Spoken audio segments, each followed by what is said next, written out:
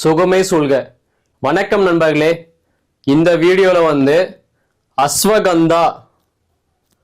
அஸ்வகந்தா லேகியம், அதாவது சித்த மருத்துவத்துல அஸ்வகந்தா அப்படின்னு சொல்லக்கூடிய ஒரு சூரணம் லேகியம் இருக்கு.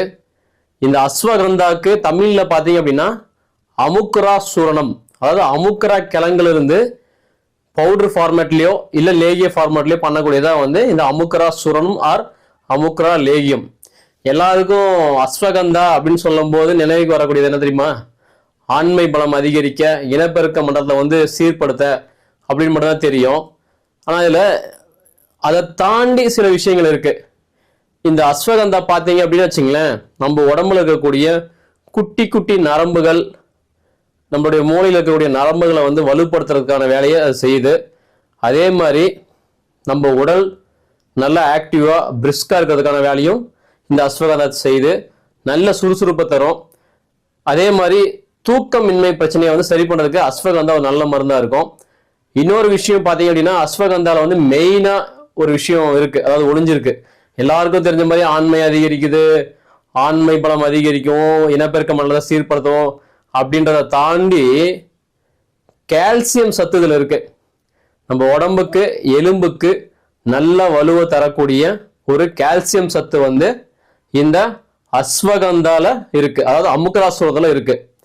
இது எல்லாருமே எடுத்துக்கலாமா அப்படின்னு பார்க்கும்போது இதை எல்லாரும் எடுத்துக்க முடியாது. சில பேருக்கு சில பாதிப்புகளையும் பிரச்சனைகளையும் ஏற்படுத்தும். எந்த ஒரு மருந்துமே எல்லாருக்கும் ஒத்து வரும்னு சொல்ல முடியாது. இருந்தாலும் மெயினா பார்த்தீங்க அப்படின்னா சுகர் பிபி இருக்கிறவங்க அமுக்குரா சூரணத்தை எடுக்கிறதுக்கு முன்னாடி அவங்க ஒரு மருத்துவருடைய ஆலோசனையை பார்த்ததுக்கு அப்புறம் தான் எடுக்கணும். அதான் ரூல். அதே மாதிரி உங்க உடம்புக்கு இந்த அஸ்வகந்தா என்ற மருந்து செட் ஆகுமா, இந்த மூலிகை செட் ஆகுமா அப்படின்றத தெரிஞ்சுக்கிட்டு அதுக்கு தகுந்த மாதிரி எடுக்கணும்.